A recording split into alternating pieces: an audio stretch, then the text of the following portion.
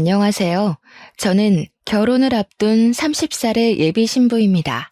오늘 저의 예비 남편과 함께 살게 될 신혼집을 계약함으로써 결혼에 대한 모든 준비가 마쳐졌어요.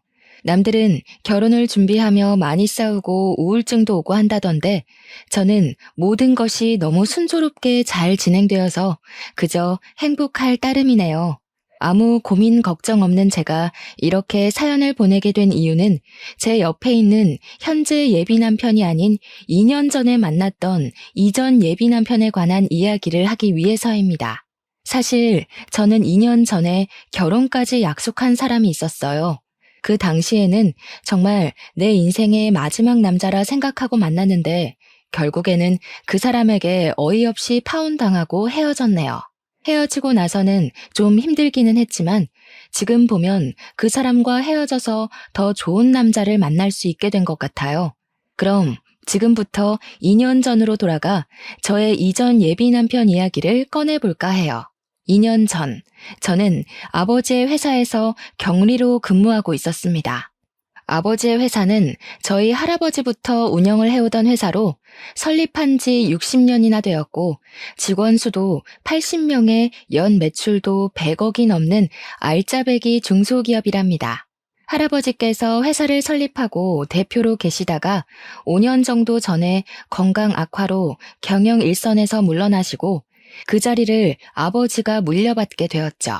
사실 처음에는 아버지의 회사에 들어가지 않으려고 했어요. 왜냐면 아버지의 회사는 화학 관련 회사인데 저는 이쪽은 아예 관심도 없고 전혀 모르는 데다가 회사보다는 사회복지 쪽에 관심이 더 많았거든요. 그래서 화학과를 가라는 아버지의 뜻을 따르지 않고 사회복지학과를 졸업하고 사회복지 관련 센터나 요양원을 차려 운영하려고 했답니다. 그런데 아버지는 유일한 자식인 제가 이 회사를 물려받기를 원하셨어요. 하지만 제가 계속 싫다고 하자 그럼 아버지는 딱 3년만 회사에서 일을 해보고 정말 아니라고 생각되면 그때 제가 하고 싶은 대로 하라고 하셨습니다. 처음에는 말도 안 되는 소리라고 거절했지만 아버지는 사회복지센터나 요양원도 엄연한 기업인데 아무것도 모른 채 멋모르고 운영해서 실패하는 것보다는 아버지 옆에서 3년간 일하며 회사 운영하는 방법을 보고 배우는 것도 좋지 않겠냐고 하시더라고요. 곰곰이 생각해보니 아버지의 말씀이 틀린 말은 아니라서 그 뒤로 아버지의 뜻을 따라 회사에서 일하게 되었습니다. 그러나 회사 일은 역시 제 적성에 맞지 않았어요. 그래도 아버지께 말씀드린 것도 있으니 지루하고 일하기 싫어도 꾸역꾸역 참고 일을 했죠. 그러던 어느 날 회사에 제 이상형에 가깝고 목소리도 아주 멋진 분이 방문했습니다. 그분은 우리 회사 거래처 사장님의 둘째 아들인데 아버지 회사에서 일하게 되었다며 앞으로 잘 부탁드린다고 꾸벅 인사를 하더라고요. 저는 커피 한 잔을 건네주며 이야기를 잠시 나눴는데 나이는 저와 같은 28살에 이름은 홍민호였어요. 잠깐의 시간이었지만 둘 다 아버지의 회사에서 일하고 나이도 같다는 공감대가 있어서 그런지 대화가 잘 통한다고 느껴졌답니다. 그 뒤로 회사 업무를 핑계로 몇 번 통화도 하고 만나서 이야기도 나누면서 친분을 서서히 쌓아갔고 그렇게 몇 달이 지나 우리는 연인이 되었어요. 연애만 할 때는 그저 행복했습니다. 제가 평소에 꿈꿔왔던 이상형이었고 목소리가 너무 멋지고 무엇보다 항상 자신의 의견보다 제 의견을 우선시해 주었거든요. 저는 이 사람과 결혼하면 평생 행복하게 살 수 있을 것 같다는 확신이 들었고 연인 사이가 된 지 6개월 만에 정식으로 부모님께 인사를 드리자고 했습니다. 예비 남편도 저의 생각에 동의해서 먼저 이번 주말에는 우리 집에 먼저 인사를 드리고 다음 주말에 예비 남편의 집에 인사를 드리기로 했어요. 예비 남편이 우리 집에 오기로 한 날 아침이 밝았어요. 우리 엄마는 제가 집에 남자를 데리고 온다고 하자 아주 많이 반가워하시며 새벽부터 일어나 이것저것 음식을 장만하셨습니다. 평소에는 잘 주시지도 않던 생선에 갈비찜에 전복에 각종 나물까지 무슨 잔치상을 차려놓으셨더라고요. 엄마를 도와 상차림이 마쳐지고 얼마 지나지 않아 예비 남편한테 집 앞이니 대문을 열어달라는 전화가 왔어요. 문을 열어보니 예비 남편이 서 있었는데 저는 약간 실망했습니다. 저희 부모님은 친구의 집에 처음 방문할 때에는 작은 음료수나 과자라도 사들고 가는 것이 예의라고 알려주셨는데 예비 남편은 빈손으로 왔더라고요. 여기까지는 사람마다 생각의 차이이고 남의 집에 간다고 꼭 뭐를 사들고 가는 것이 법으로 정해진 것도 아니기에 그럴 수도 있다고 생각했어요. 그런데 결혼을 생각한 사람의 집에 첫인사를 오는데 회사에서 입는 작업복을 입고 온 것이 아니겠어요? 제가 회사에서 일하다가 온 거냐고 물으니 그것도 아니고 작업복이 제일 편해서 그냥 입고 왔다고 하더라고요. 사실 우리가 그동안 만날 때마다 예비 남편은 회사에서 일하다가 와서 작업복을 그대로 입고 만났어요. 어차피 둘이서만 만나는 거고 예비 남편은 아버지의 회사를 물려받을 생각으로 회사에서 먹고 자고 생활하니 그런 부분에 대해 큰 불만은 없었습니다. 하지만 오늘은 엄연히 결혼을 염두에 두고 만나는 첫 자리인데 작업복을 입고 오는 것은 좀 아니잖아요. 게다가 일하다가 온 것도 아니고 그냥 단순히 편하다는 이유로 이렇게 왔다는 것이 저는 이해가 잘 되지 않더라고요.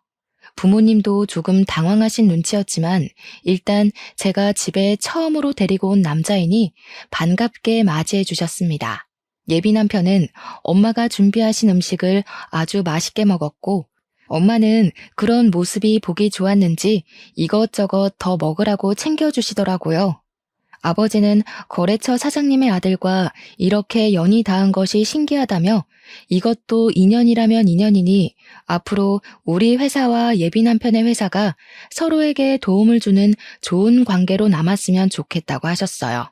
그리고 다음 주 제가 예비 남편의 집에 인사를 드리러 가기로 한 날이 되었습니다. 저희 부모님은 그래도 첫 방문이니 뭐라도 들고 가야 한다며 과일 바구니를 준비해 주셨어요.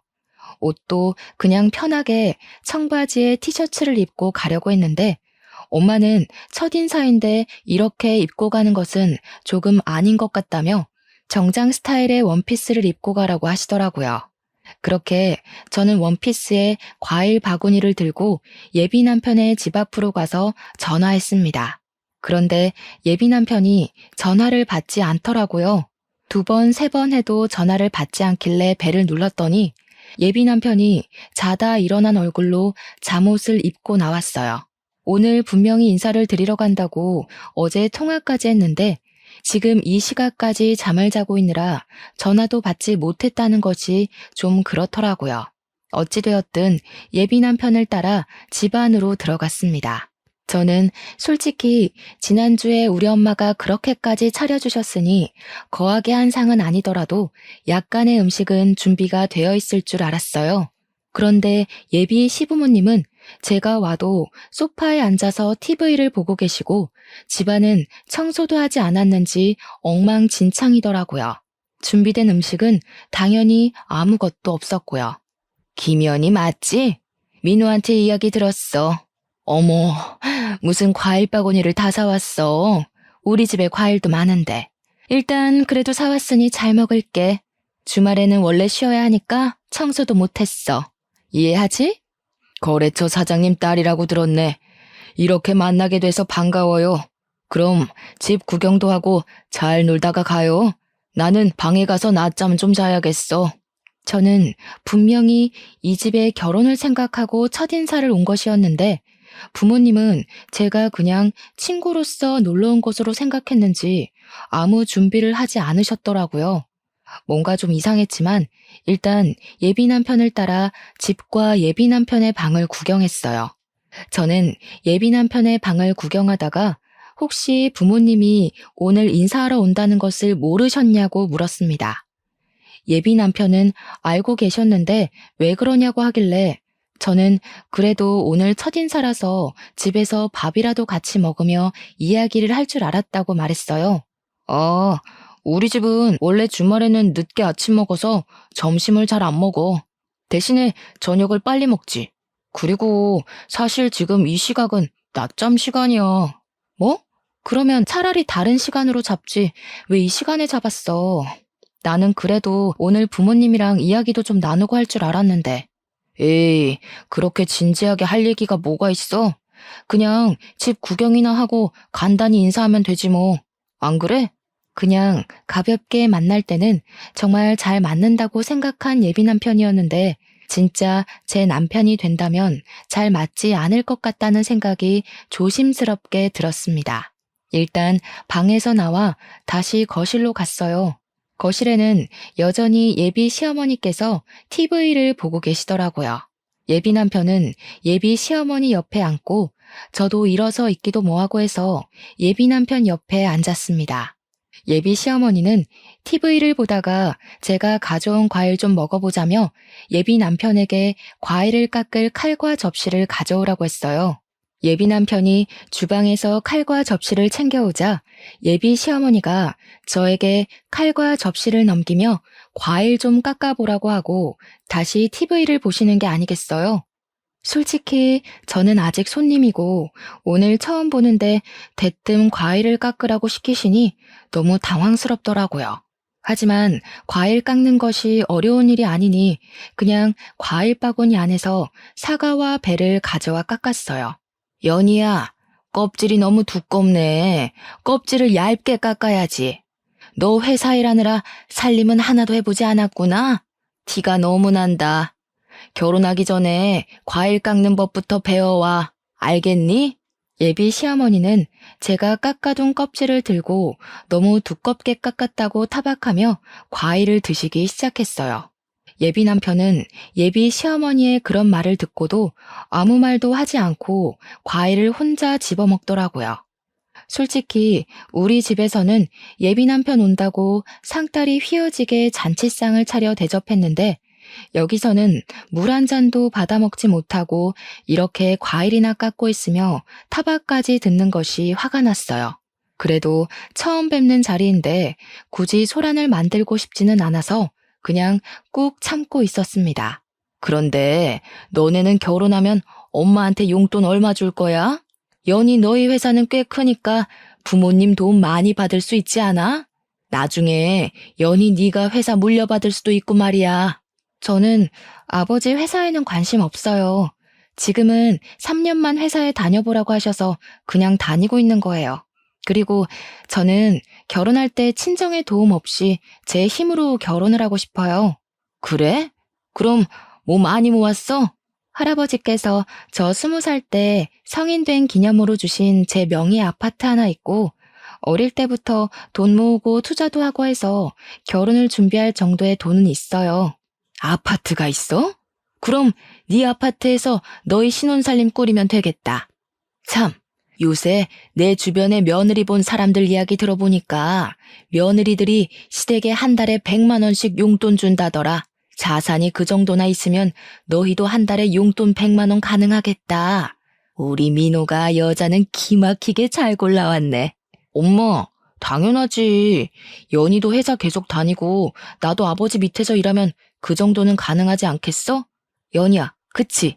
저는 솔직히 아버지 회사 3년만 다니고 관두고 제 갈 길을 갈 것이고 제 명의 아파트는 여기서 먼 서울이라 거기서 신혼살림을 꾸릴 생각 없습니다. 그리고 시부모님 용돈은 아직 생각을 해보지는 않았지만 한 달에 100만 원은 조금 과한 것 같다는 생각이 드네요. 그리고 시부모님께 한 달에 100만 원을 드리면 친정 부모님께도 100만 원씩 드려야 하는데 그럼 한 달에 200만 원이 나가는 셈이 되니 너무 부담되네요. 너도 설마 시댁과 친정이 무조건 똑같아야 한다고 생각하는 그런 아이니? 어차피 친정은 회사도 엄청나게 잘 되고 돈도 많은데 굳이 용돈을 왜 드려? 그리고 아파트가 회사가 멀어서 그곳에서 신혼집 못 꾸리겠으면 그 집 팔면 되잖아. 그 팔고 난 돈으로 이 근처에다가 신혼집 얻어서 살면 되지. 그러면 빚도 생기지 않고 딱 좋네. 그치? 무조건 안 된다고 하지만 말고 내 말 한번 진지하게 생각해봐. 어른 말 잘 들으면 자다가도 떡이 나온단다 얘야. 예비 시어머니는 제 명의 아파트를 판 돈으로 이 근처에 신혼집을 마련하고 한 달에 자신에게 100만 원씩 보내주길 바라는 눈치였습니다. 저는 그런 요구가 너무 기가 막혔어요. 제 명의 아파트니까 필요하다면 제 마음대로 아파트를 팔 수 있기는 하지만 할아버지의 선물이니 될 수 있으면 오래 가지고 있다가 나중에 의미 있게 사용하고 싶었거든요. 그런데 예비 시어머니는 그 아파트를 팔고 집을 마련하라고 하고 심지어 한 달에 100만 원이나 되는 큰 용돈을 그저 바라고만 계시더라고요. 솔직히 우리 부모님은 결혼한다고 하면 이것저것 해주신다고 난리이실 텐데 예비 시어머니는 결혼하면 그저 이것저것 받을 생각뿐인 것 같아서 매우 실망스러웠답니다. 제 표정이 좋지 않자 예비 남편은 제가 피곤해 보인다며 집에 데려다 준다고 어서 가자고 했어요. 그래서 그냥 인사하고 바로 그 집에서 나왔습니다. 엄마가 그냥 농담으로 이야기하는 건데 꼭 그렇게까지 진지하게 얘기해야겠어? 너는 꼭 쓸데없이 진지하더라. 농담? 내 명의로 된 아파트를 팔아서 신혼집을 마련하고 한 달에 100만 원이나 용돈을 바라시는 게 농담이야? 그리고 지금 우리는 그냥 친구 사이로 만나는 게 아니라 결혼을 생각하며 만나는 거야. 당연히 이런 돈 문제는 진지하게 이야기를 해야 하는 거 아니야? 내 생각엔 우리가 당장 상견례하고 결혼 날짜 잡은 것도 아닌데 네가 너무 앞서간 것 같아. 솔직히 이런 이야기는 상견례를 하고 나서 말해도 되잖아. 그니까 이런 거에 싸우지 말자. 예비 남편은 그저 대충 얼버무리려 했습니다. 그날은 저도 너무 기분이 상해서 예비 남편과 더는 이야기하지 않고 집 앞에서 바로 헤어졌답니다. 집에 도착하니 엄마가 처음으로 갔는데 어땠냐고 물어보셨어요. 저는 그날 있던 모든 일을 다 말씀드리려다가 엄마가 속상해 하실까봐 자세히는 말 안 하고 그냥 좋았다고만 했답니다. 그런데 제 표정이 영 아니었는지 자꾸 캐물으시더라고요. 어쩔 수 없이 모든 상황을 이야기하니 저번에 우리 집에 올 때도 빈손으로 오고 복장도 그래서 좀 실망했는데 역시나 그런 일이 있었냐며 결혼하는 것은 진지하게 고민해봐야겠다고 하셨어요. 솔직히 제 생각도 엄마의 생각과 다르지 않았습니다. 오늘 한 번 뵀지만 예비 시댁은 너무 기본적인 예의도 없고 아무것도 안 하고 그저 바라기만 하는 것이 보였거든요. 저녁을 먹을 때도 제가 계산하고 커피나 술을 마실 때도 다 제가 계산했습니다. 심지어 예비 남편 집을 방문하고 일주일 후가 제 생일날이었는데 생일 선물은커녕 케이크 한 조각도 없었더라고요. 제 생일날도 그냥 작업복 입고 와서 식당에서 밥을 먹고는 예비 남편이 산다길래 알겠다고 했는데 계산하려고 보니 지갑을 회사에서 가져오지 않았다는 거예요. 사람이 바쁘면 그럴 수도 있겠지 싶어 제가 식사 비용을 계산했어요. 그런데 어이없는 건 차에 가보니 지갑이 떡하니 있더라고요. 지갑을 본 예비 남편이 당황해하는데 일부러 놓고 간 것 같다는 생각이 들었답니다. 뭐 우리가 그리 비싼 밥을 먹은 것도 아니니 제가 얼마든지 계산을 할 수 있었고 제 생일이라고 꼭 선물을 받아야 한다는 것도 아니에요. 그런데 요리조리 피하면서 그냥 돈을 한 푼도 쓰지 않으려는 모습이 보이니까 너무 얄밉더라고요. 그렇게 한 달이라는 시간이 지났습니다.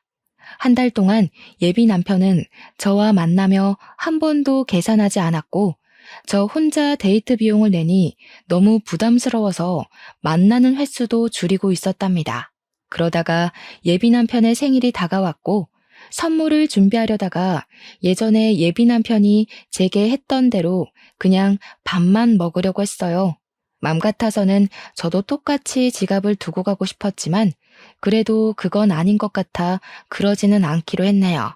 그런데 자신의 생일 일주일 전부터 블루투스 이어폰이 일할 때 필요하다며 자꾸 블루투스 이어폰을 생일 선물로 사달라는 식으로 이야기하더라고요. 저한테 돈을 한 푼도 쓰지 않으려는 예비 남편에게 굳이 블루투스 이어폰을 사주고 싶지는 않았어요. 제가 예비 남편의 엄마도 아닌데 왜 블루투스 이어폰을 사다 줘야 하나요? 그래서 저는 그냥 계속 모른 척하고 예비 남편 생일날 아무 선물 없이 밥만 먹고 헤어졌네요. 그렇게 일주일 정도가 지나 금요일이 되었습니다. 회사에서 일하는데 아버지가 저를 대표실로 부르셔서 들어가 보니 눈물을 흘리시며 퇴근할 준비를 하고 계시더라고요. 무슨 일이냐고 여쭤보니 건강이 좋지 않으셔서 입원해 계시던 할아버지께서 곧 돌아가실 것 같으니 빨리 병원으로 오라고 연락이 왔다는 거예요. 저는 아버지를 모시고 바로 병원으로 갔습니다. 병원에 가니 이미 엄마는 도착해 계셨는데 할아버지는 숨쉬기조차 버거워 보이셨어요. 그 와중에도 아버지와 제가 온 것을 보시고는 힘겹게 미소를 지으시고 눈을 지그시 감으시더라고요. 그렇게 감긴 할아버지의 눈은 영원히 떠지지 않았답니다. 우리 가족은 고인이 되신 할아버지의 장례 준비를 시작했어요. 빈소를 차리고 영정사진을 준비하고 지인들에게 부고를 보냈죠. 예비 남편에게도 부고를 보내니 지금 바로 장례식장으로 가겠다는 연락이 왔어요. 그리고 전화를 끊고 1시간 만에 예비 남편이 장례식장에 도착했어요. 예비 남편은 먼저 할아버지께 인사를 드리고 나서 우리 가족을 돕다가 늦은 밤이 되어서야 집으로 돌아갔네요. 저는 할아버지가 돌아가셨다는 소식을 듣자마자 바로 달려와서 도와준 예비 남편에게 너무 고마웠어요. 사실 그 전까지만 해도 예비 남편에게 많이 서운했었지만 그런 감정이 모두 다 사라지고 그저 고맙고 또 고마울 따름이었습니다. 그리고 다음날 할아버지의 입관식을 마치고 슬픔에 잠겨 있는데 모르는 번호로 전화가 왔어요. 내 번호 몰랐지? 나 민호 엄마. 그니까 장차 너의 시어머니가 될 사람이야. 다름이 아니고 오늘 오후에 김치 담글 건데 와서 배워. 결혼 전에 시댁에 드나들면서 가족들과도 친분을 쌓고 해야 하는 거다. 저번에 민호 형, 그니까 너의 아주버님도 못 봤잖아. 오늘 와서 인사도 좀 하고 저번에 과일 깎을 때 보니까 살림 솜씨도 영 없는 것 같은데 이참에 와서 살림도 배우고 해라. 민호한테 못 들으셨나 봐요. 저희 할아버지 돌아가셔서 지금 장례식 중이에요. 저 못 갑니다. 알아. 어제 민호한테 들었어. 그런데 부모 장례식도 아니고 조부모 장례식인데다가 너는 손녀인데 굳이 꼭 사흘 내내 있어야 하니? 그냥 내일 발인 때나 가면 되지. 일손이 부족하기도 하고 지금 할 일이 태산이니까 어서 와라. 알겠니? 정말 너무하시네요. 제가 진짜 그 집 며느리도 아니고 설사 며느리라 해도 할아버지가 돌아가시면 시댁에 무슨 일이 있어도 당연히 장례식장에 가야 하는 거 아닌가요? 지금 결혼도 안 한 제가 할아버지의 장례식도 불참하고 고작 예비시댁에 김장하러 가야 할 이유 전혀 없다고 보는데요. 뭐? 너 말 다 했니? 고작 예비시댁? 그리고 김장이 얼마나 중요한 일인데 어떻게 말을 그딴 식으로 하니? 너 정말 못 배워먹은 아이구나. 정말 너무하다. 정말 너무한 건 어머님이시죠. 그리고 누구든 조부상 중이면 이런 말 전에 위로부터 하는 게 당연한 겁니다. 조부상을 당한 것을 알면서도 위로는커녕 김치를 담그러 오라니. 지나가는 사람 붙잡고 물어보세요. 이게 옳은 일인지요? 저는 처음에 예비 시어머니가 김장하러 오라길래 당연히 할아버지가 돌아가신 사실을 모른다고 생각했습니다. 그런데 예비 시어머니는 그 사실을 아는데도 저는 손녀이니 굳이 3일 다 있을 필요가 없다며 김장을 배우러 오라고 하는 게 아니겠어요. 제가 참지 않고 말대꾸를 하자 예비 시어머니는 황당해하면서 더 뭐라고 하려고 했지만 입관식을 할 때 하도 울어서 목소리도 잘 나오지 않고 더는 그런 쓸데없는 말을 들을 필요가 없다고 생각되어 그냥 끊어버렸습니다. 잠시 뒤에 예비 남편한테 문자가 오더라고요. 엄마가 김장할 때는 할 일이 많아서 예민해져 있다며 방금 엄마가 전화로 이야기한 것은 자신이 대신 사과한다고 미안하다고요. 저는 뭐라고 더 따지려다가 장례식 중이라 싸울 기운도 없고 장례식 둘째 날이 토요일이라 손님이 많이 계셔서 그냥 알겠다고 답장하고 말았네요. 그리고 셋째 날 새벽부터 예비 남편이 왔더라고요. 할아버지의 발이 나는 것을 지켜보고 우리 가족이 울고 있으니 손수건을 가져다 주기도 하고 다들 밥을 먹지 못하고 있으니 율무차를 뽑아오는 등 알뜰살뜰히 우리 가족을 챙겨주었습니다. 전날 김장하느라 예비 남편도 힘들었을 텐데 새벽부터 와서 함께 해주니 너무 고마웠어요. 예비 남편이 잠깐 자리를 비웠을 때 엄마는 처음에 사람이 영 아닌 것 같았는데 다시 보니 오해한 것 같다고 하셨어요. 저 역시 할아버지의 장례식을 통해 예비 남편이 다시 보였답니다. 모든 장례를 마치고 아버지도 너무 고맙다며 조만간에 크게 밥 한 번 사겠다고 약속하셨어요. 그 후로 부모님은 예비 남편에게 밥을 사줘야 하니 약속을 잡으라고 했지만 예비 남편의 회사 일이 갑자기 바빠지는 바람에 그 뒤로 밥은커녕 데이트도 제대로 못했네요. 시간이 흘러 설날이 다가왔어요. 우리 가족은 명절이 되면 평소에 바빠서 가지 못했던 여행을 가요. 연휴가 길면 해외로 가기도 하는데 이번에는 연휴가 짧아서 제주도로 여행을 가기로 계획하고 이 사실을 예비 남편에게도 이야기했습니다. 제주도? 그럼 설날에 우리 집 못 와? 당연히 못 가지. 그리고 우리가 아직 결혼도 안 했고 날짜를 확실히 잡은 것도 아닌데 아직 연휴라고 가는 건 좀 그렇지. 안 그래? 우리 집은 당연히 네가 명절 때 와서 음식도 장만하고 차례상도 같이 준비한다고 생각했는데 어차피 매년 갔던 여행인데 이번 여행은 너만 빠지고 우리 집에 와서 자고 가면 안 되나? 이미 비행기 표까지 다 예약했는데 어떻게 그래? 그리고 내가 명절 때 너네 집 가면 너는 우리 집에 올 거야? 너네 집은 제주도 간다며. 그니까 가봤자 의미가 없지. 될 수 있으면 빠져봐. 이번에 우리 엄마 허리 디스크 와서 음식도 못 하신단 말이야. 너라도 와서 좀 도와드려. 그래야 너도 점수도 따고 하지. 안 돼, 못 빠져. 그리고 어머니가 허리 디스크가 오셔서 음식을 못 하시면 아들인 너랑 형이 도와야지 왜 나한테 와서 도우라고 해? 난 좀 이해가 되지 않네. 우리 어차피 결혼할 사이 아니야? 그럼 집안일 있으면 서로 돕고 하는 거지. 그래서 저번에 너네 할아버지 장례식 때도 내가 가서 도왔잖아. 그럼 너도 당연히 한 번은 도와야 하는 거 아니야? 그래. 네가 할아버지 장례식 때 와서 옆에서 챙겨준 거는 너무 고맙게 생각하고 있어. 그 부분은 네가 시간적 여유가 있을 때 크게 밥 한 번 살게. 그런데 아무리 그래도 아직 결혼식 날짜도 잡지 않았고 상견례도 하지 않았는데 명절이라고 가서 음식 장만하는 건 아직은 아닌 것 같아. 예전에 너 말 맞다 나 상견례하고 결혼 날짜 잡은 것도 아닌데 네가 너무 앞서간 것 같아. 거참 말 섭섭하게 하네. 그럼 나랑 뭐 결혼 안 하겠다는 거야? 그게 아니고 아직 결혼한 것도 아니고 상견례도 안 한 이 마당에 벌써 너네 집에 가서 며느리 노릇을 하는 건 아닌 것 같다고. 어차피 결혼하면 앞으로는 친정에서 이렇게 시간 보내지도 못할 텐데 결혼 전엔 우리 가족끼리 시간을 보내는 편이 더 좋을 것 같아.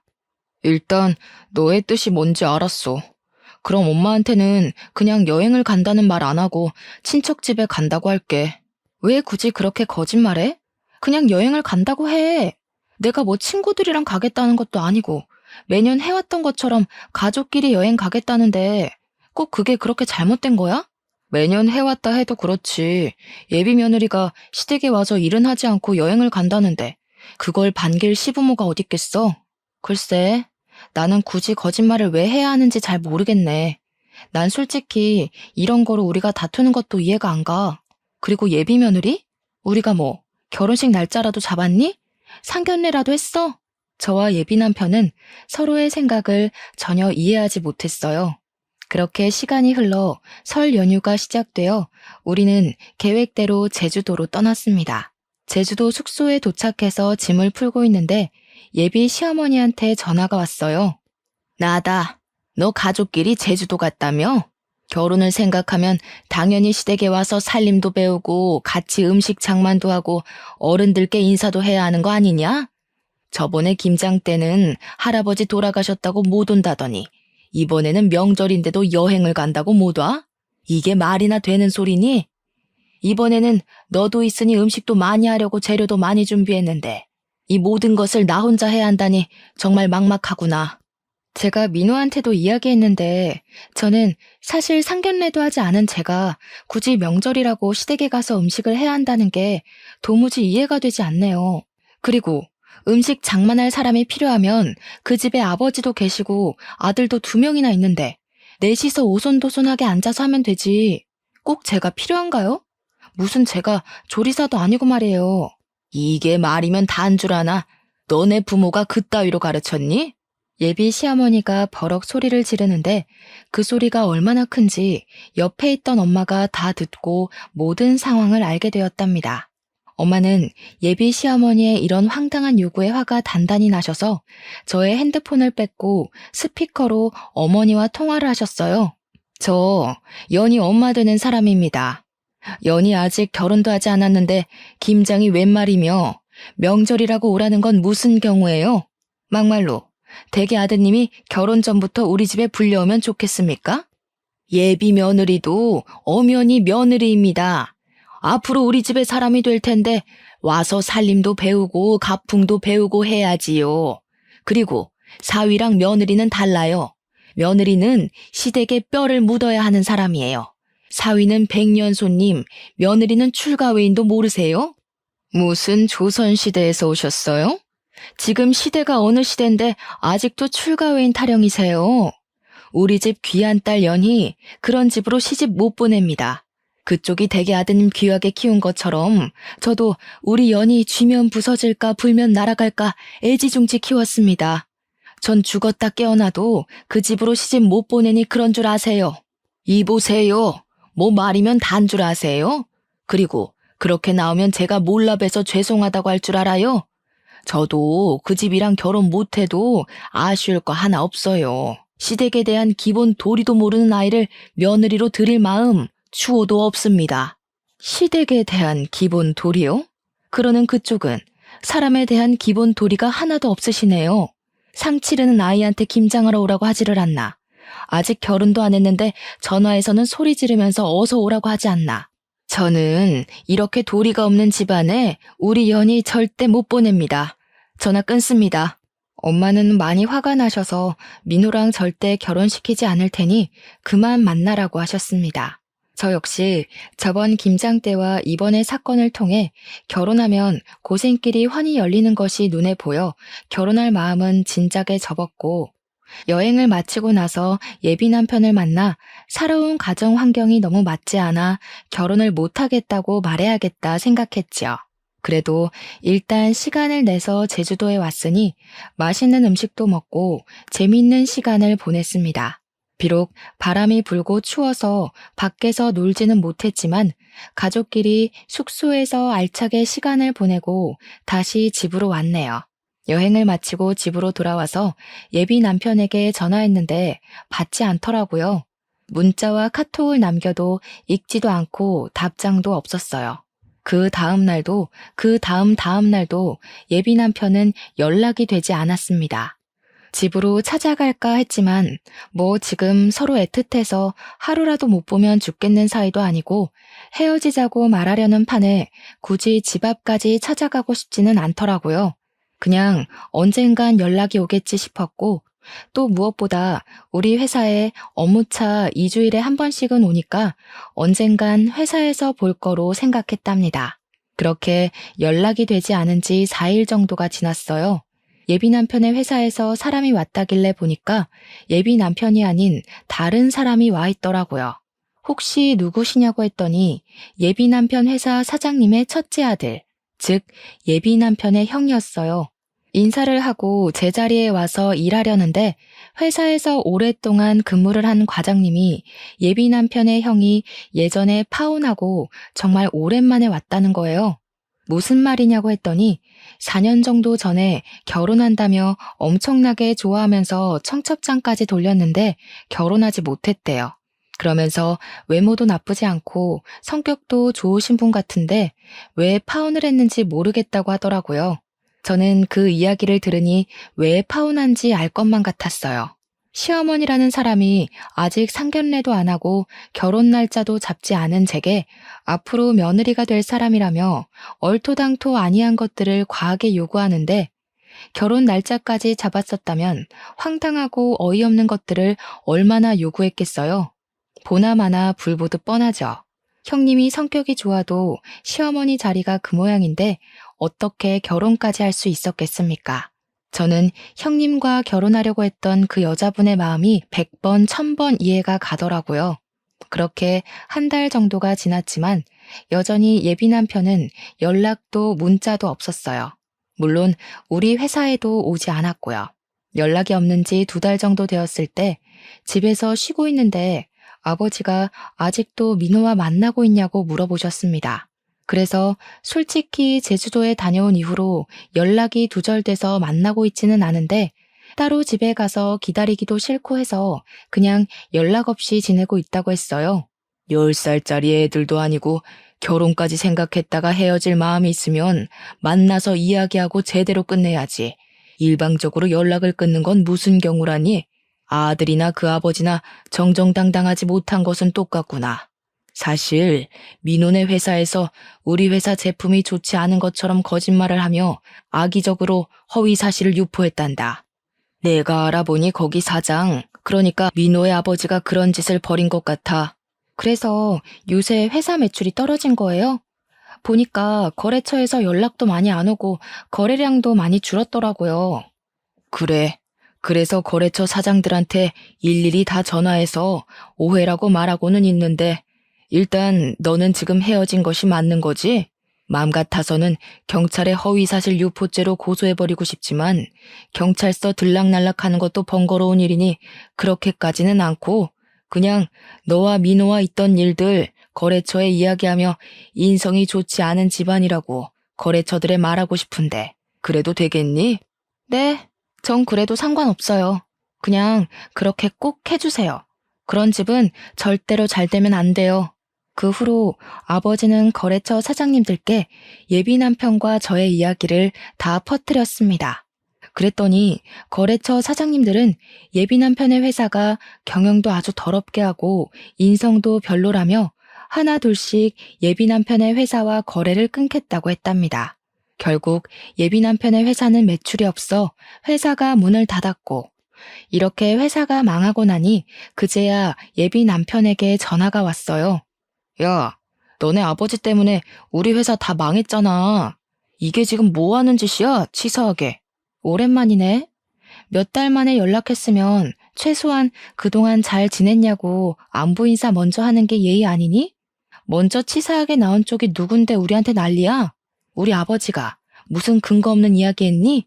우리는 실제 사실을 이야기한 것 뿐이야. 그리고 너는 애도 아니고 헤어진다고 잠수를 타냐? 나 참 어이가 없어서. 아니다. 기본적인 예의도 모르고 바라는 것만 많은 너네 집이랑 시작 전에 이렇게 헤어지는 게 다행이지. 아무래도 우리 집 조상신이 나를 구해준 것 같네. 뭐? 너 어떻게 말을 그따위로 해? 제정신이야? 아무리 그래도 우리 결혼을 생각하고 진지하게 만났던 사이였어. 그래, 우리 결혼을 생각한 사이였지. 그런데 너는 그렇게 잠수 타냐?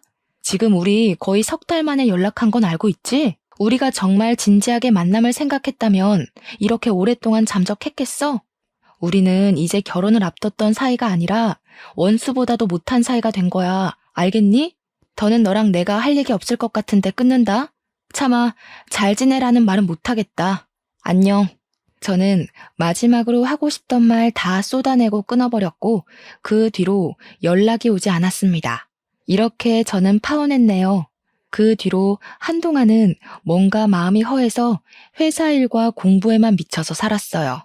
그 결과 회사에서도 인정받고 컴퓨터 관련 자격증도 따고 영어 실력도 향상되었죠. 그렇게 살다가 회사에서 좋은 대리님을 만났고 그분은 저의 진짜 예비 남편이 되어 결혼을 앞두고 있답니다. 물론 파혼을 한 저의 사연도 다 말했는데 제 상황을 누구보다 안타까워했고 이해해 주었어요.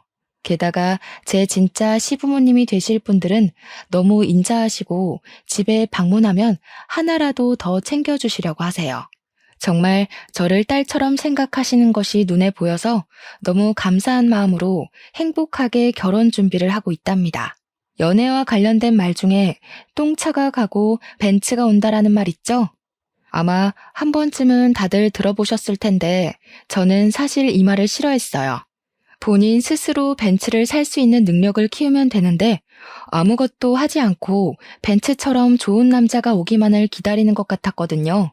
그런데 똥차를 만나고 허한 마음을 채우려 이것저것 공부하며 스펙을 쌓으니 정말 제 인생에 벤츠 같은 남자가 왔네요.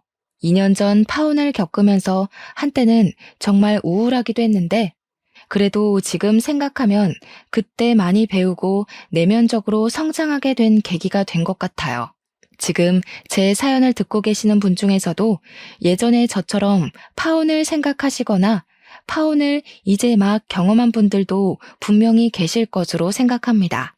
파혼을 겪었다고 해서 인생을 실패한 것이 아니니 너무 좌절하지 마세요.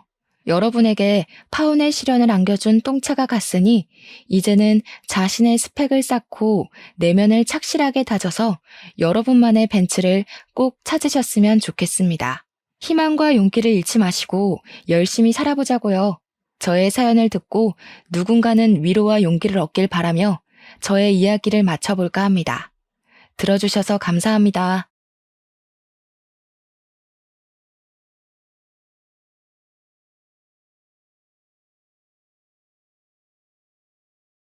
안녕하세요. 저는 참 멋없게 파혼을 하고 다시 싱글의 삶을 누리고 있는 40살 여성입니다. 말 그대로 전 사랑하는 예비 신랑과 상당히 쪽팔린 상황에 처해 기가 막히게 파혼을 했습니다. 그때 일을 다시 회상하기만 해도 얼굴이 시뻘개진 상황이었죠. 제가 결혼을 준비하기에는 적은 나이가 아니기 때문에 사리분별 잘하고 야무지게 결혼할 줄 알았다고 생각한 사람들이 제 주위에 많습니다. 그런데 결혼을 막상 준비해보고 나니까 결혼은 나이가 중요한 게 아니란 걸 깨달았어요.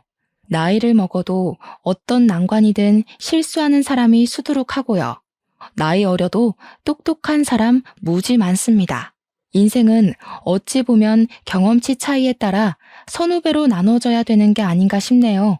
저는 잘 나가는 커리어 우먼입니다. 업무에 대해선 저 스스로 능력 있는 여자라 자부할 수 있지만 결혼 관념만큼은 사회 초년생이나 다름없는 사람이더라고요.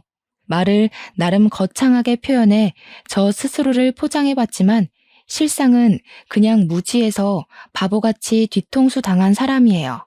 아직도 그날을 생각하면 서름보단 창피함이 몰려옵니다.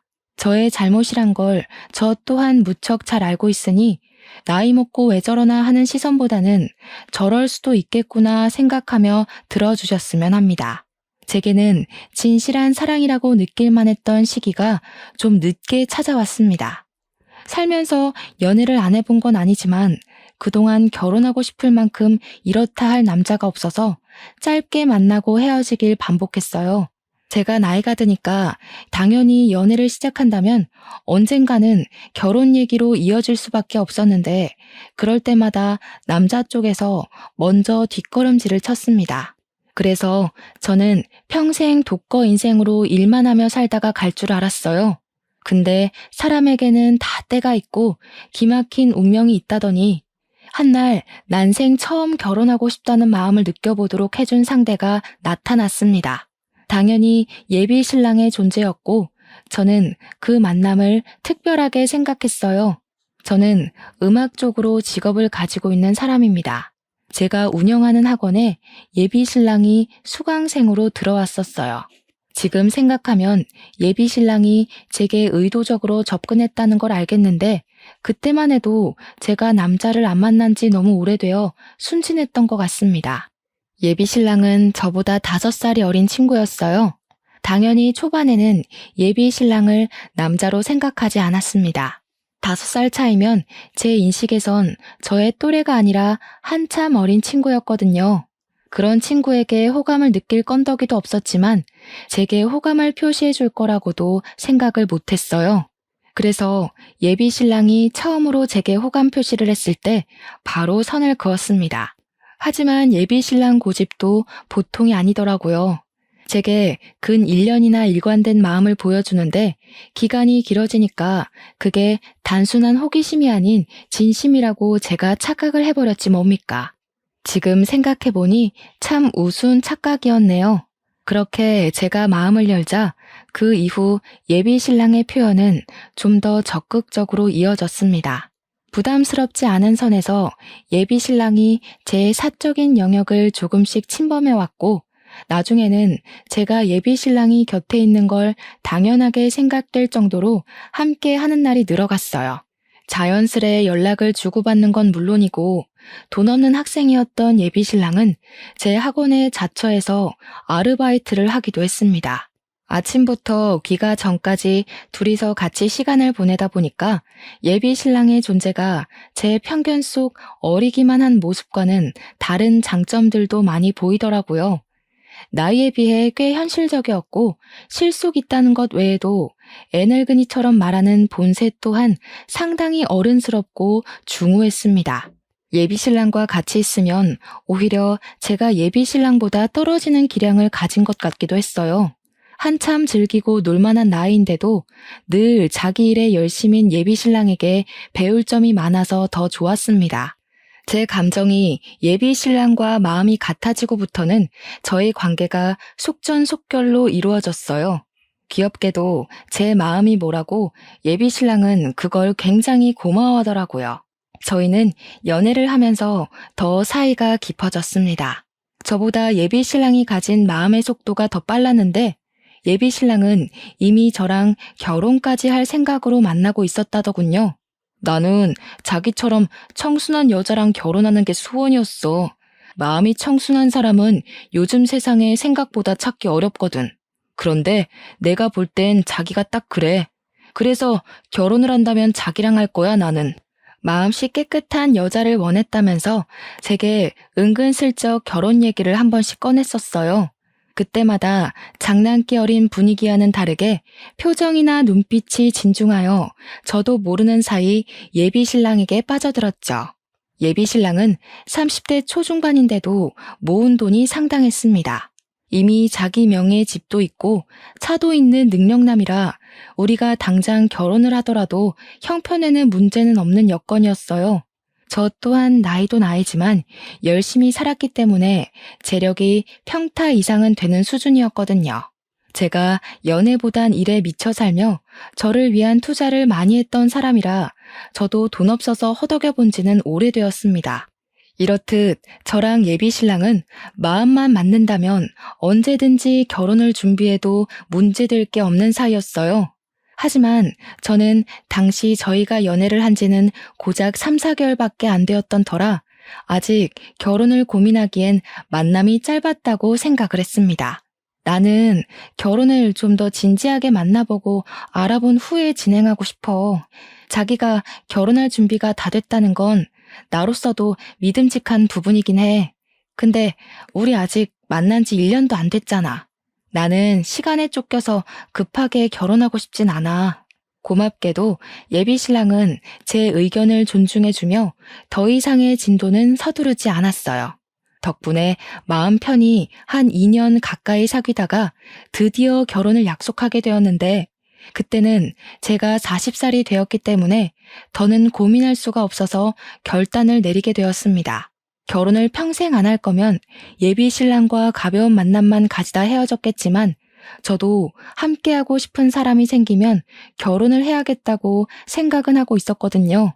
그래서 저는 그 당시 결혼하고 싶은 사람이 생겼고 30대까지 내 삶을 즐겼다면 앞으로의 인생은 동반자와 함께 걸었으면 좋겠다 싶어서 예비 신랑의 청혼을 받았던 것입니다. 저는 결혼 준비를 하면서 웨딩드레스를 맞추고 식장을 맞추고 신혼집 알아보고 하는 게 전부 즐거웠어요.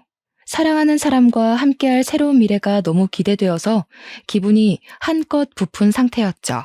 하지만 여기까지가 제게 가장 설레고 좋았던 순간이었고 그 뒤로는 불길함의 징조가 하나둘씩 나타나기 시작했습니다. 제게 이상한 일이 일어나기 시작한 건 바로 양가 어른께 인사를 드리면서부터였는데요.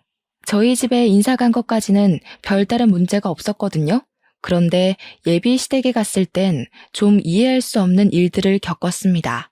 예비 시댁에 들어갔더니 예비 시모가 특히나 저를 엄청 반겨주었는데요.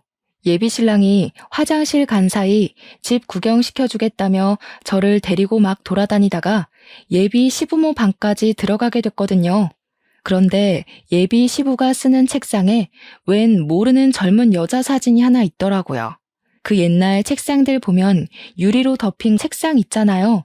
그 안에 젊은 여자 사진이 끼워져 있었어요.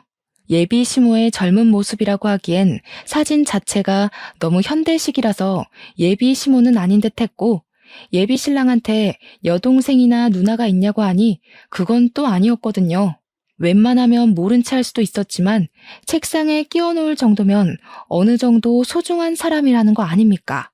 그래서 저는 대놓고 예비 시모한테 물어봐야 했어요. 물론 혹시 실례될 질문일지도 모르니 빙빙 둘러서 말입니다. 어머님, 이분은 누구세요? 대영 씨는 외동이라고 알고 있는데 혹시 어머님 젊었을 때예요? 되게 미인이시다. 옛날 사진을 요즘식으로 인화하신 거예요? 그렇게 물었더니 예비 시모가 자기 아들 자랑을 술술술 하다가 제가 가리키는 걸 보곤 급당황을 했습니다. 그리곤 사진에 대한 얘기는 생략하고 이상한 동문서답을 했어요. 이제 그만 밥 먹자더니 저를 데리고 급하게 거실 밖으로 나와버렸죠. 어르신이라서 그런지 아니면 제가 정말 물으면 안 될 일을 물어서 그런 건지 예비 시모 행동이 너무 부자연스럽더라고요. 그렇게 수상쩍게 나오는데 제가 더 궁금하지 않겠습니까? 일단 예비 시댁에선 마무리 잘하고 나와서 예비 신랑한테 따로 그 사진의 존재를 물었습니다. 엄마가 그 사진 아직 안 치웠나 보네? 사실 내가 지난번에 전 약혼녀 얘기한 적 있잖아. 걔랑 결혼까지 갈 뻔한 사이였는데 걔가 알고 보니 자기 집 형편을 사기쳤더라고. 그래서 파혼한 사람이야. 그러니까 한마디로 전 약혼녀 사진이 버젓이 있다는 겁니다. 그런데도 예비 시부모가 전 약혼녀 사진을 갖고 있는 건 예비 시댁과 그녀가 많이 친했었다고 그래서 그녀의 소식을 가끔씩 궁금해한다고 하는 겁니다. 예비 신랑은 제가 괜히 신경 쓸까봐 그는 그녀 욕을 더 하면서 자기 입장에서는 꼴도 보기 싫은 여자라고 했습니다. 예비 신랑이 파혼했다는 이력을 못 들은 게 아니었기에 그냥 싶었는데 그 변명 자체가 제게 그리 개운한 변명은 아니었어요. 도대체 전 약혼녀랑 집안이 얼마나 가까웠길래, 도대체 그녀가 얼마나 자기 집 형편으로 사기를 쳤길래 책상에 사진까지 복원할 정도로 좋았던 관계가 파혼으로 치달았나 궁금했습니다. 물론 전 약혼녀랑 파혼하는 덕에 제가 예비 신랑을 만난 거라 당시에는 그저 그녀가 예비 신랑을 놓쳐줘서 고맙게만 느껴졌어요. 그렇게 결혼식 날짜가 3주 뒤로 바짝 다가왔습니다. 저와 예비 신랑의 관계는 여느 때처럼 돈독했어요. 당시 저는 앞으로 다가올 성대한 식을 위해서 살도 빼야 하고 피부 관리도 해야 하고 신혼여행지도 알아봐야 하고 이런저런 일들 때문에 정신없이 보냈는데요. 그 때문에 예비 시댁에서 봤던 그 사진 여부에 대해선 까맣게 잊어버리고 있었습니다. 그렇게 한창 바쁘게 지내고 있던 날 제게 문자 하나가 왔어요. 모르는 번호였지만 결코 무시할 수 없는 저를 향한 경고 메시지 같은 거였는데요. 저더러 현재 만나고 있는 사람이 김대영 씨 맞냐고. 그 사람 사기꾼이니까 결혼하지 말라는 간결하고도 강한 경고가 날라왔었어요. 느닷없이 날라온 문자는 황당한 내용이었음에도 불구하고 제 등골에 소름을 쫙 일으켰습니다. 근거 없는 말이니 무시하면 된다지만 이상하게 그 브레이커를 밟은 것처럼 제 심장이 덜컥 멈추게 되더라고요. 이 사람은 누군데 제 예비 신랑을 알고 있고 사기꾼이라고 하고 결혼을 하지 말라는 건지, 우리가 결혼을 한다는 사실은 또 어떻게 알고 있는 건지, 머리를 굴리면 굴릴수록 의문투성이었습니다. 그냥 지나칠 수 없는 문자였으나 검증되지 않은 메시지이니 일단은 답장을 하지 않고 그날을 넘겼습니다.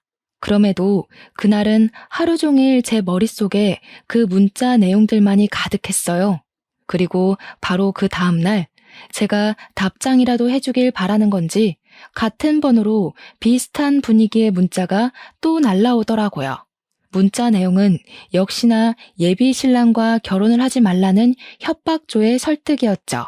저더러 자기 꼴 나고 싶지 않으면 당장 헤어지라면서 예비 신랑이 집도 차도 다 자기 명의라고 하지 않냐고 그거 다 구라라고 했고 예비 신랑이 본래 순진한 여자 께서 등쳐먹고 쉽게 살려는 제비 새끼라는 욕들이 가득한 내용이었습니다.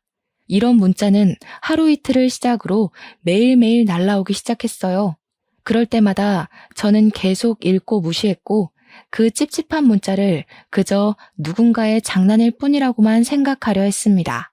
하지만 그런 부정의 문자를 계속 받다 보니 점점 정신이 이상해지는 것 같더라고요. 시간이 갈수록 문자의 황당한 내용들이 진짜처럼 느껴지지 뭡니까? 아직 예비 신랑한테 말은 안 한 상태였어요. 문자 내용을 보면 볼수록 이걸 보내는 당사자가 예비 신랑과 결혼 직전에 헤어졌다던 전 약혼녀의 존재 같았거든요. 왠지 제가 먼저 상황의 진위를 알아내고 싶었습니다. 혹시라도 이 문자들이 사실이라면요? 썩은 동아줄이 아니라면요? 당연히 제게 더 소중한 사람의 말을 믿어야겠지만 아마 다들 이런 의문의 메시지를 받는다면 대부분 흔들릴 거라고 생각합니다. 무슨 첩보 영화도 아니고 제가 왜 이런 수상쩍은 메시지를 받으면서 파혼을 협박당하고 있는 건지 당시에는 이것만으로도 충분히 현실적이지 못하다는 생각도 했었어요. 믿어야 되나 말아야 되나 그걸로만 고민한 지 한 2주 정도 되었을 때 저는 더 이상 혼자서 이 사실을 감당 못할 거라고 보고 예비 신랑에게 그간 받았던 문자 내용을 밝히기로 마음을 먹었습니다. 그래도 결혼식을 일주일 앞둔 예비 신부 입장에서 당연히 예비 신랑 쪽을 믿어야겠다는 일말의 신의로 물어본 거였죠. 대체 이 여자는 누군데 자기더러 사기꾼이래? 대꾸 안 하려고 했는데 솔직히 내가 결혼할 남자로 자꾸 이런 소리 들으면 나 좀 불안하거든. 제가 받은 문자를 보자마자 예비 신랑은 사색이 되더니 깜짝 놀라더군요. 그러고는 왜 진작 얘기 안 했냐고 갑자기 성질을 내더라고요. 그러다가 또 혼자 진정해서는 저를 안아주었습니다. 내가 예전에 전 약혼녀 얘기했었지. 걔가 나한테 집안 사기쳐서 파혼했다고 했잖아. 나한테 보복하려고 너 신상캐서 이 짓 하는 것 같은데 당장 차단해.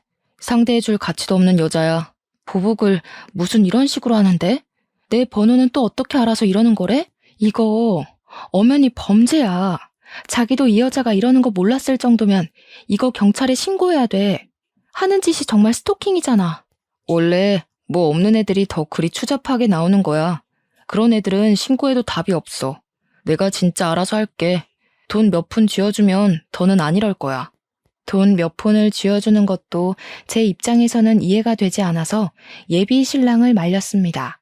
그냥 신고하면 경찰이 생각보다 깔끔하게 처리해준다고 말했더니 예비 신랑이 절대적으로 자신이 알아서 하겠다는 의사를 보이더라고요. 그렇게 혼자서 갈팡질팡한 태도를 보이던 예비 신랑은 제 휴대폰을 가져가더니 전 약혼녀 번호를 차단했습니다. 이미 그런 행동만으로도 예비 신랑의 존재가 제게는 부자연스럽게 비쳤어요. 하지만 문제는 제게만 오는 문자가 아니었다는 겁니다. 문자는 그저 약과에 불과했는데요. 한날 엄마한테서 전화가 오더라고요. 받았더니 뭐라는 줄 아시나요? 아직도 이 부분은 기가 찹니다. 선주야, 나한테 이상한 문자가 하나 왔다. 어떤 사람이 네 신랑더러 뭣도 가진 것 없는 빈털털이니까 집안 망하기 싫으면 딸 결혼 말리라면서 이상한 소리를 하네.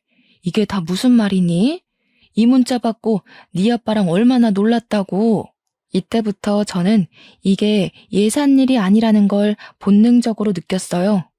그 여자가 도대체 우리 엄마 연락처는 또 어떻게 알아낸 건지 이젠 어처구니가 없더라고요. 저는 일단 엄마를 안심시킨 후에 그 여자를 수신 차단하라고 시켰습니다. 그리곤 예비 신랑한테 제 엄마 사정까지 얘기를 했어요. 우리 엄마 전화번호까지 알아냈어. 이래도 내가 이걸 그냥 넘겨야 하는 일이야? 결혼식까지 얼마 안 남았는데 이 여자 하는 짓이 점점 더 심해지고 있잖아. 이러다 이 여자가 우리 결혼식까지 찾아와서 깽판 치겠어. 미안해. 나도 얘가 이렇게 정신 나간 애인 줄 몰랐어. 어떻게든 내가 알아서 처리할게. 우리 결혼은 아무 문제 없을 거야. 지난번에도 알아서 하겠다고 신경 쓰지 말랬잖아. 그런데 자기가 아무것도 못할 동안 이 여자가 지금 우리 엄마 전화번호까지 알아낸 거 아니야. 이런 소리 하기 싫은데 왜 자기 과거 여자 때문에 우리 부모님이 불안에 떨어야 돼? 나 이거 신고할래. 기분 나빠서 못 참겠어. 제발 나 좀 믿어줘. 얘가 아무래도 내가 찾는 거 눈치채고 갑자기 숨어버린 것 같아. 얼마 전에 마주쳤는데 도망친 이후로 못 찾고 있어. 이러면 경찰에 연락한다고 해도 말짱 도루묵이야. 나 조금만 믿고 기다려주라, 응? 우리 결혼식은 절대 차질 없게 할게. 예비 신랑은 제게 절절매며 사과를 하더니 한 3일은 연락이 없었습니다. 우리 결혼식은 고작 4일 앞으로 다가왔는데 갈수록 뭔가 잘못되고 있는 듯해 불안했어요.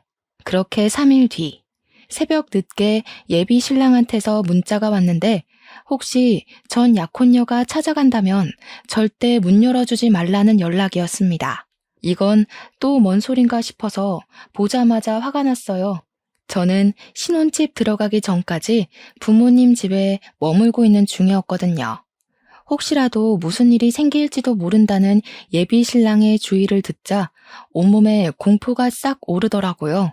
그날 예비 신랑과 통화를 하면서 어떻게 된 사정인지 물었는데도 예비 신랑은 전 약혼녀를 만나지 못해 찾기만 하다가 포기를 한 상태라고 했습니다.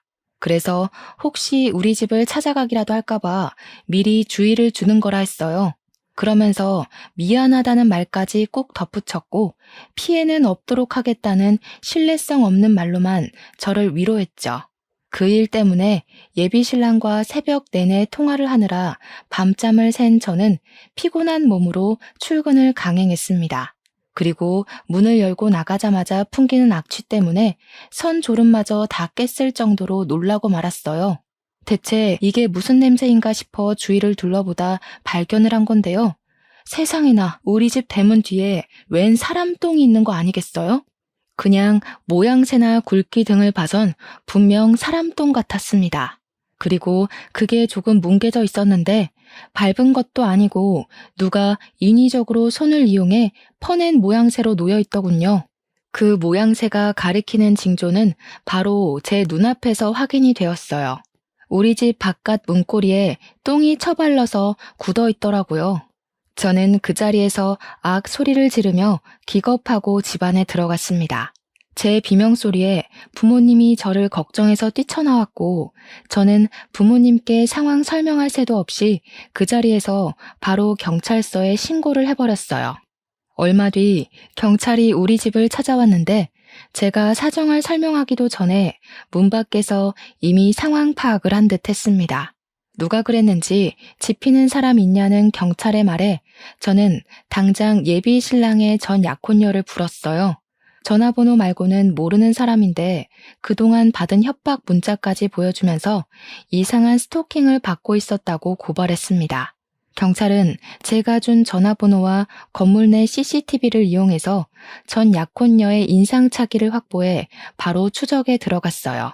그렇게 얼마 뒤 전 약혼녀를 붙잡았다는 연락을 받았습니다. 예비 신랑이 그렇게 못 찾겠다고 헤매기만 했던 전 약혼녀를 12시간도 안 돼서 잡은 거였어요. 물론 예비 신랑 입장은 경찰이 아니니까 능력면에서 경찰보다 뒤떨어졌다는 걸로 이해를 했었던 부분입니다. 어쨌든 저는 경찰 연락을 받자마자 당장 그 여자의 두꺼운 낯짝을 확인하고 싶었어요. 그날 연차를 낸 저는 서둘러 경찰서에 달려갔고 그곳에서 범인이라고 앉아있는 한 여자를 보았습니다. 제가 생각한 것과 달리 너무 순하게 생긴 시골 아가씨가 한 명 있었어요. 전혀 나쁜 짓 할 것처럼은 안 생긴 분위기였단 뜻입니다. 그 여자는 자기 죄를 인정하는지 아무런 미동 없이 고개만 숙이고 있었는데 경찰이 그 여자의 신원을 밝혀주지 않았다면 그런 추잡한 짓을 한 여자라고는 생각 못했을 겁니다.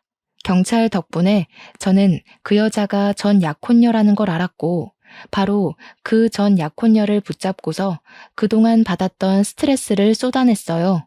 도대체 당신 정체가 뭐야? 우리한테 왜 이래요? 이미 대영 씨랑 헤어진 사이라면서요.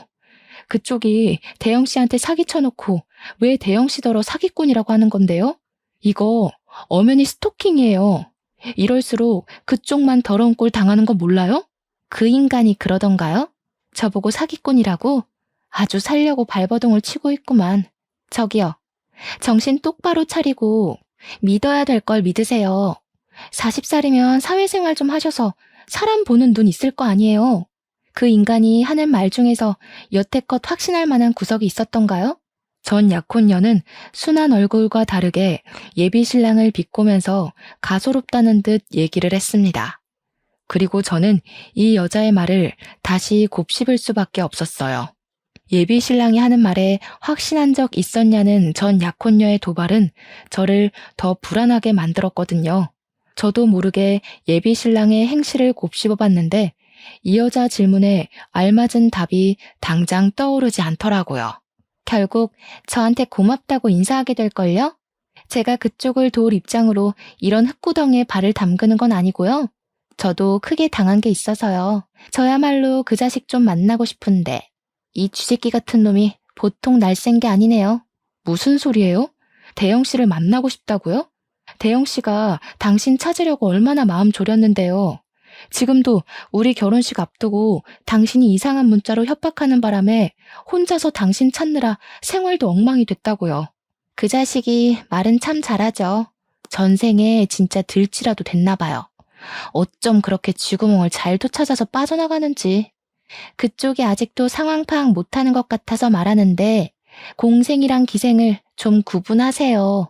제가 당시 너무 정신없어서 경찰서까지 갔던 상황을 아직 예비 신랑한테 얘기 못하고 있었는데요. 지금 생각해보면 예비 신랑한테 바로 얘기 못했던 게 천만다행이었던 것 같아요. 제게 다소 세게 발언하면서까지 전 약혼녀가 저를 정신 차리게 하려던 건 다 이유가 있었더라고요.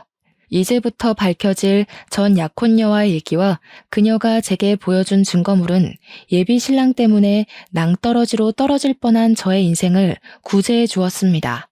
그 새끼 돈 많은 척 다 가진 척 하면서 마음이 청순한 여자가 이상형이라고 안 해요? 너 같은 여자랑 결혼하는 게 꿈이라고 안 하던가요? 그거 다 그 새끼 수법이에요. 이 정도로 뒤구린 인간이면 사정을 잘 몰라도 결혼식을 취소해야 되겠다는 생각 안 들어요? 나 같으면 진이 따지고 말고 할 것 없이 그런 찝찝한 놈 바로 버릴 텐데. 전 약혼녀 입에서 예비 신랑이 제게 했던 고백을 듣는 것만으로도 이미 충격인데 그녀가 하는 말은 더 이상 제가 예비 신랑을 신뢰할 수 없도록 만들었습니다. 예비 신랑이 전 약혼녀한테 접근했던 건 예비 신랑이 전 약혼녀에 대한 사전 조사를 제대로 안 해서 전 약혼녀가 상가 건물 몇 채는 갖고 있는 줄 알고 접근을 했었다네요. 뒤늦게 전 약혼녀에게 몇 억 가치의 건물이 없다는 걸 알고는 가차없이 버렸다고 했어요. 그런데 중요한 건 이런 수법을 당한 여자가 한둘이 아니었다는 겁니다. 전 약혼녀는 자기가 제일 긴 세월간 예비 신랑한테 사기를 당했다가 까였고 자기 부모님 통장을 훔쳐간 예비 신랑을 쫓기 위해서 이를 갈며 예비 신랑의 다른 약혼녀들까지 만나서 고소하기로 마음을 모아왔다고 했어요. 그러면서 제게 보여준 고소 동의란에는 무려 18개의 서명이 기재되어 있었습니다. 그 여자들은 제 눈앞에 있는 전 약혼녀를 빼고는 하나같이 예비 신랑보다 연상이었고 재산이 기본적으로 억대에다 직업은 한 자리 하는 사람들이라고 했어요. 그러니까 전 약혼녀는 예비 신랑의 실패작 같은 부분이었다는 걸로 해석이 되었습니다. 그래서 전 약혼녀와 만난 시간이 아까웠던지 그녀의 부모님 통장에 손을 댔었나 봐요. 모든 걸 세세하게 들었음에도 이건 결국 말뿐이라고만 생각하고 싶었던 게 당시 제 마음이었어요. 소중한 사람에게 당한 배신을 한순간에 믿는다는 거. 그거 정말 어려운 일이거든요. 그리고 예비 신랑을 향한 제 마음속의 기대가 단 한 톨도 남지 않을 때까지 믿어야만 돌아설 때도 미련 없이 등을 보일 수 있잖아요. 이 사람들이 우리 신랑이랑 관련 있다는 걸 어떻게 증명해요? 개인적인 앙금 때문에 일 꾸며서 우리 사이 망치려는 거 아니에요? 그쪽 집안 형편 안 좋은 편이라면서요. 괜히 우리 신랑 재력이 아까워서 붙잡고 싶은 거 아닌가요? 부정하고 싶겠죠. 저뿐만 아니라 고소에 동의한 여자들도 다 그쪽처럼 그렇게 부정했대요. 새파랗게 어린 놈한테 사기당한 게 쪽팔려서 모른 척 눈 감고 넘겼던 건데 아직도 그렇게 살고 있다고 하니까 늦게나마 깜빵에 넣고 싶나 봐요. 다들 저한테 뭘 보내줬는지 아세요? 저는 이미 심하게 흔들려 버렸지만 예비 신랑이 제게 보여준 진심이 거짓이었다는 걸 믿고 싶지 않아서 자꾸만 전 약혼녀한테 따졌어요. 어쩌면 저도 모르게 예비 신랑을 마음 놓고 돌아설 수 있도록 더 확실한 증거를 갈구했다고 봐도 될 것 같네요. 그렇게 저는 전 약혼녀가 마지막으로 보여주는 증거물에서 완벽하게 무너지고 말았는데요. 그녀가 보여준 것은 다름 아닌 18명의 여자들이 보내온 예비 신랑과의 웨딩 사진이었어요. 그 순간 저는 남아있던 일말의 기대마저 내려놓고서 그만 주저앉고 말았습니다. 결혼식을 고작 3일 앞둔 날이었는데 저의 모든 앞날이 와르르 무너져 앞이 깜깜한 기분이었어요. 머릿속이 새하했죠. 전 약혼녀는 이미 경찰한테 이 사실을 밝혔는지 경찰 쪽에서 이미 예비 신랑을 체포하러 갔다고도 했습니다. 아니나 다를까 그 타이밍에 예비 신랑이 개쌍욕을 하면서 들어오는데 제가 주저앉아 있으니 예비 신랑은 저를 보지 못한 채 전 약혼녀만 봤는지 예비 신랑이 갑자기 경찰을 밀치고서 전 약혼녀를 덮치러 뛰어오더라고요. 야, 이 거지 같은 년아. 만날 때도 그렇게 거지근성 드러내면서 사람 발목 붙잡더니 날 끝까지 뒤쫓으시겠다. 너네 부모 돈 때문에 그러냐? 나도 너 만났던 시간 아까워서 보상 좀 받으려고 했던 건데 참 더럽다 더러워. 야, 비렁뱅이 돈 같은 거 안 받을 테니까 들고 꺼져.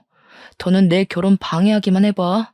예비 신랑은 도중에 경찰한테 붙잡히는 바람에 전 약혼녀 가까이는 오지 못했고 그렇게 멀찍이서 소리만 고래고래 질렀습니다.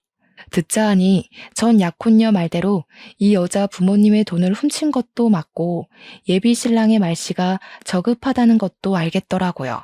전 약혼녀를 대하는 태도만 봐도 제가 들은 모든 사실이 루머가 아니라는 것 정도는 눈치챌 수 있었습니다. 충격에 한참 주저앉아만 있던 제가 뒤늦게 자리에서 일어나니까 예비 신랑이 깜짝 놀라서 그대로 다리에 힘이 풀리더라고요. 그 처량한 꼴이 예비 신랑의 실체를 보여주는 것 같아서 더 울분이 터졌습니다.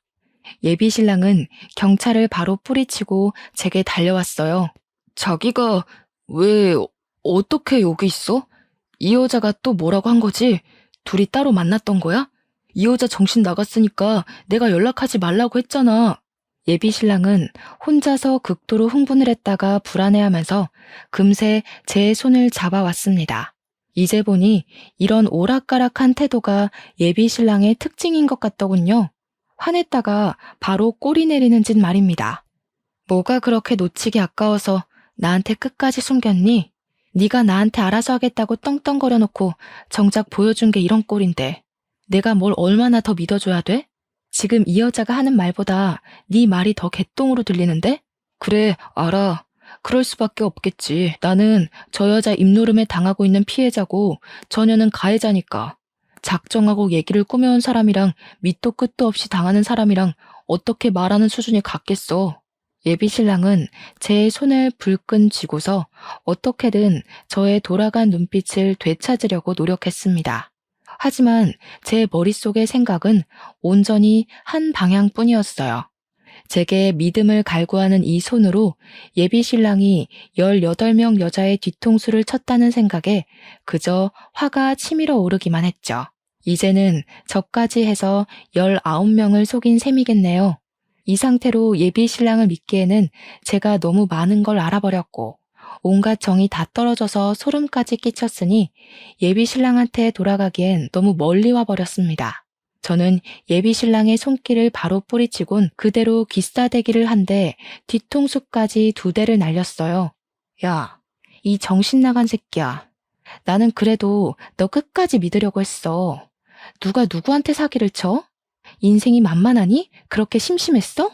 어떻게 18명을 등쳐먹을 수가 있어? 저기요. 왜 다른 여자 말을 믿냐고. 내가 말했잖아. 저 여자 스토커 같은 거야. 나 자기한텐 다 떳떳하다니까. 왜 증명되지도 않은 루머를 믿고 그래? 네가 정상적인 새끼였으면 이런 상황이 꼬이지도 않았겠지. 누나들이 돈 좀 있을 것 같으니까 어떻게든 연상한테 붙어먹으려고 그랬니? 참 좋은 여자들로 잘도 골랐더라. 이런 것도 재주라고 봐주고 눈 감아줘야 되는 거야? 무슨 얘기를 어떻게 꼬아들었는지 모르겠는데 내가 사기친 게 아니라 그 여자들한테 사기를 당한 거라고. 제정신이 아니고서야 어떻게 그 많은 사람들한테 한 놈이 사기를 치겠어? 어느 쪽이 좀 더 실현 가능한 일인지를 잘 판단해 봐야지. 무작정 듣는 대로 믿으면 어떡해. 예비 신랑은 정말 끝까지 잘못을 인정하지 않고 꽁무니를 빼더군요. 도대체 뭘 믿고 경찰서에서까지 발뺌을 하는 건지 놀랍기만 했습니다.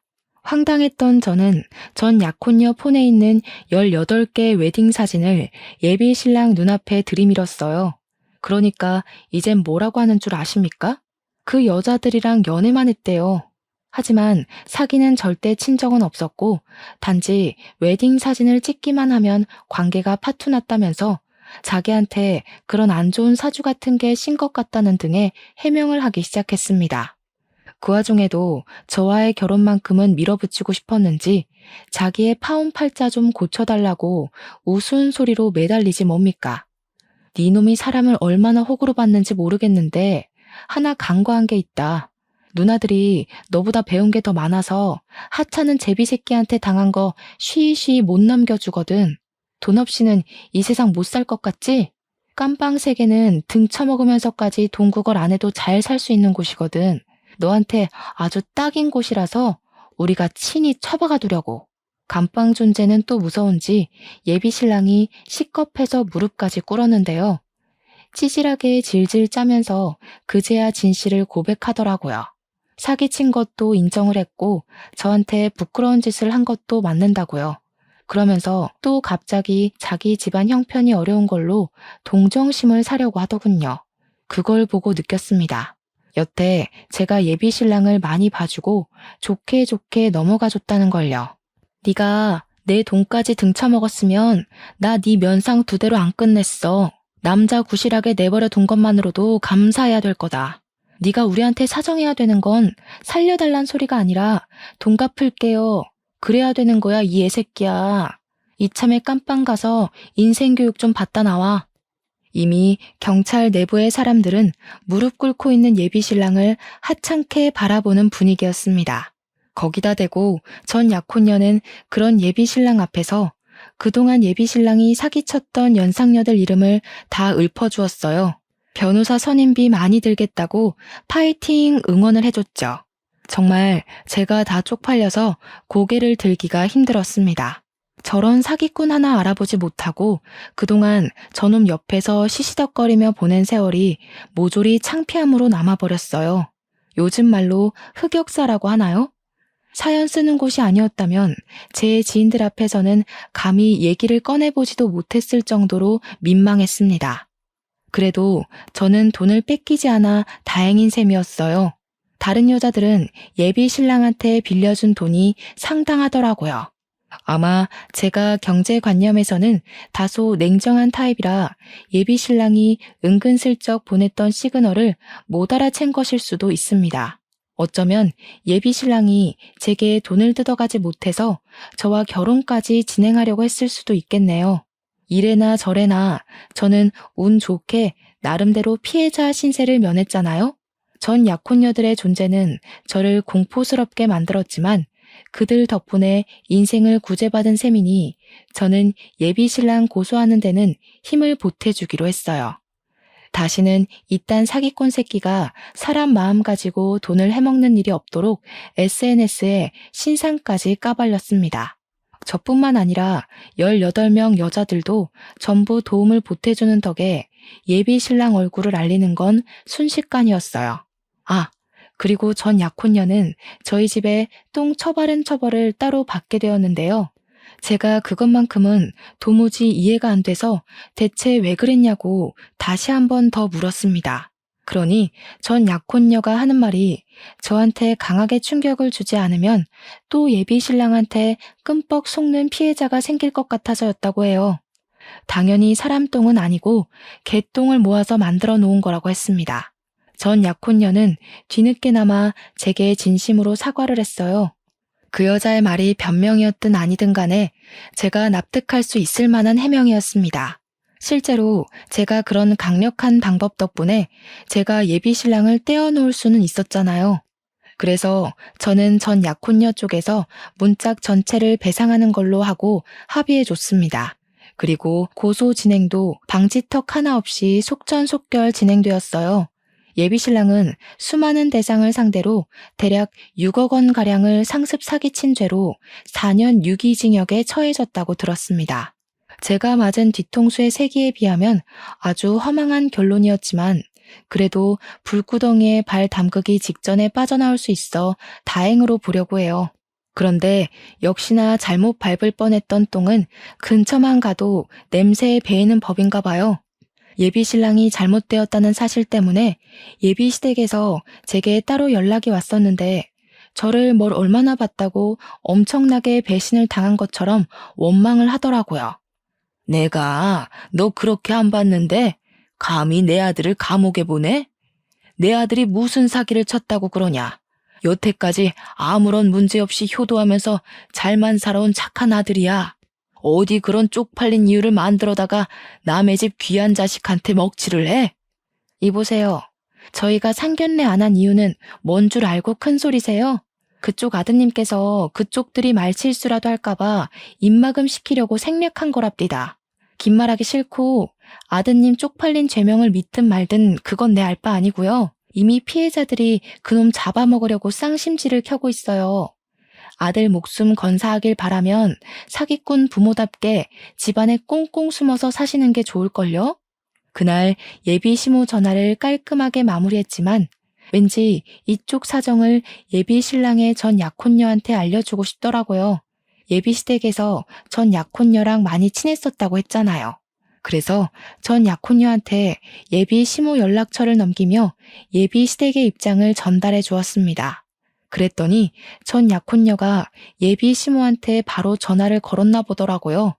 예비 시모가 엄청 환대를 했다는데 거기다 대고 전 약혼녀는 자기 돈 내놓으라면서 당신 아들이 우리 부모님 돈 훔쳐갔다고 고래고래 소리를 질렀다네요. 예비 시모가 식겁하고 전화를 먼저 끊었는데 전 약혼녀가 끈질기게 연락을 하며 끝까지 돈을 갈구하고 있다고 했습니다. 그 말을 듣고 예비 시모 표정이 상상되어 얼마나 웃겼는지 몰라요. 동시에 좀 씁쓸한 감정이 밀려오는 건 어쩔 수가 없더라고요. 살면서 사기를 당하게 될 줄은 몰랐는데 그게 내가 사랑하는 사람 때문이라는 사실은 제게 큰 공허감을 주었습니다. 고작 별 볼 일 없는 사기꾼의 행각에 노란한 것이지만 그것에 제 인생 가치관이 크게 흔들려 버렸잖아요. 아마 당분간은 일에만 몰두하지 않을까 싶어요. 앞으로도 쉽게 결혼을 생각해 보는 일은 없을 것 같습니다. 그동안 많이 안다고 자부했던 제 자신을 반성하게 되는 시간이기도 했으니 불행을 이쯤에서 막은 걸 행운이라고 생각하렵니다. 사연을 마무리 짓는 이 와중에도 창피해서 얼굴이 화끈거리네요. 저라도 지나가다 이런 사연이 보이면 고개를 저었을 것 같긴 합니다. 그래도 사연 당사자 입장에서 말씀드리자면 말은 창피하다 전했어도 힘든 건 힘든 거더라고요. 근본적으로 제가 소중히 생각하고 믿던 사람에 대한 배신이잖아요.